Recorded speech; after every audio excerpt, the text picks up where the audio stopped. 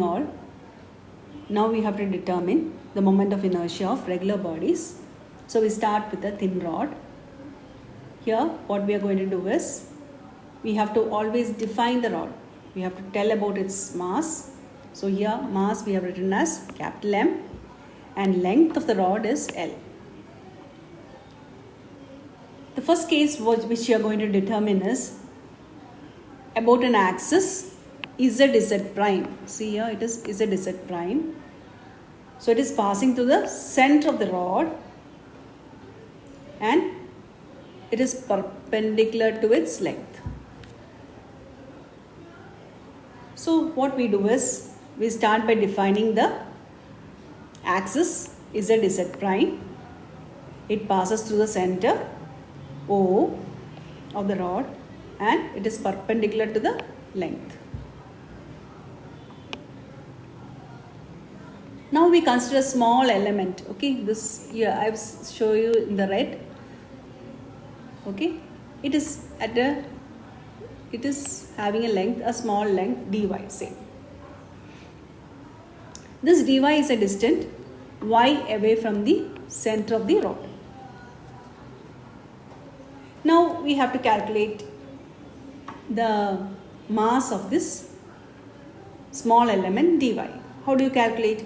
First we have to take we know the total mass of the rod is capital M. Therefore, we can calculate the mass per unit length. We have the mass capital M and the whole length is L. So, what is the mass per unit length? It is capital M by L.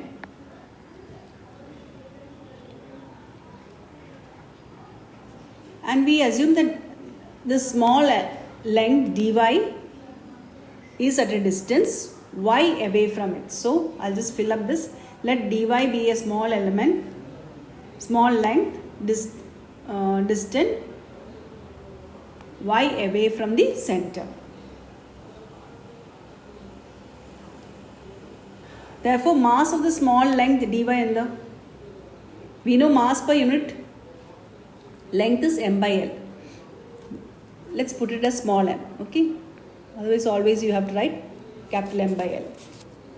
Therefore, mass of small length will be m into the length dy. So, mass per unit length into dy. Now, you can calculate the moment of inertia of the small length dy. We have got the mass. It is at a distance y away from it.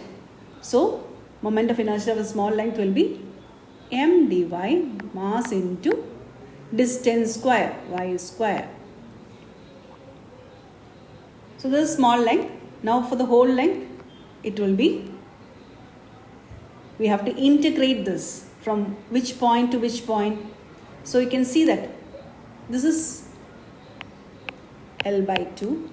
And this portion is minus L by 2. So we have to integrate from minus L by 2 to plus L by 2. So we can write I is equal to integral minus L by 2 to plus L by 2 m into y square dy.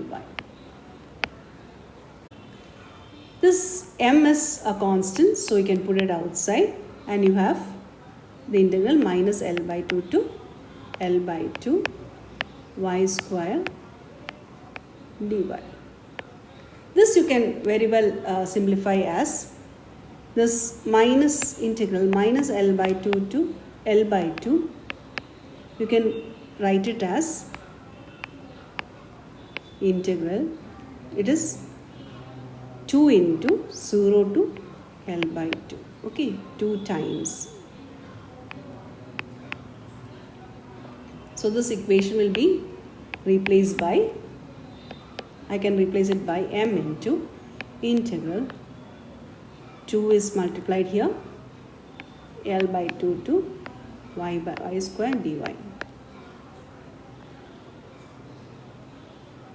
So that is equal to, so we know that integral 0 to L by 2 is y square dy is equal to y cube by 3 in the limit 0 to L by 2. So this is, so we can take 1 by 3 outside and substitute for y as L by 2. So L by 2 the whole cube minus 0. Okay. So it is 1 by 3 L cube by 8 is equal to L cube by 24. So here I put this as A and this as B. Now substituting B in A, what will you get?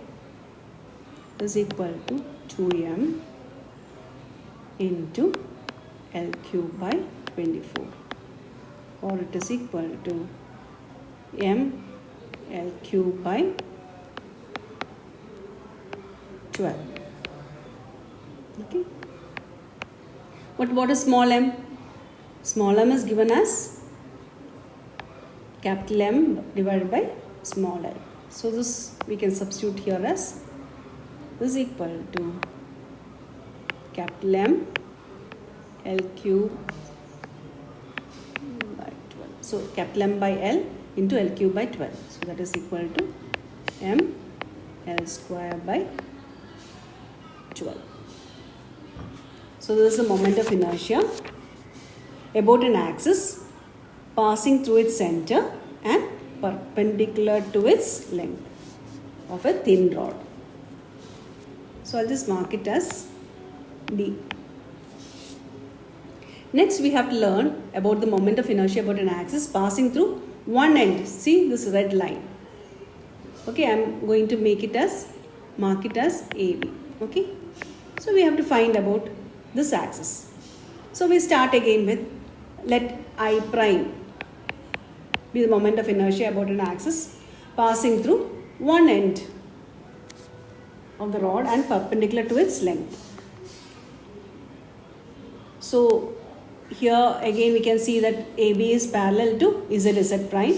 So you can very well use the parallel axis theorem. So because we know ZZ prime, just previously we have calculated it as ML square by 12. So we can just, and we know the distance between these two because it is one end. You know the whole length is L, and here it is this distance O is L by 2. So in the previous case we have found moment of inertia about ZZ prime as equal to, what is it? ML square. So just give it a different color so that it will be noticeable. M L square by 12. Also we have AB passing through the end of the rod is parallel to ZZ prime. Therefore we are going to use a parallel axis theorem. What is parallel axis theorem? So we have labeled it AB as, the moment of inertia of AB as I prime here. So I prime is equal to moment of inertia about ZZ prime plus the mass of the rod into the distance. So it is L by 2 into L by 2 the whole square.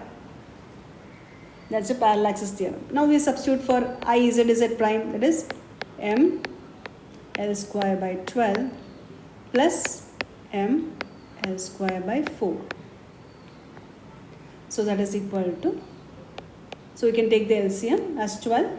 So you have to multiply here by 3. So 4 ML square by 12, or it is equal to ML square by 3. So this is the moment of inertia about an axis passing through one end and perpendicular to its length. So I prime is equal to ML square by 3. Thank you.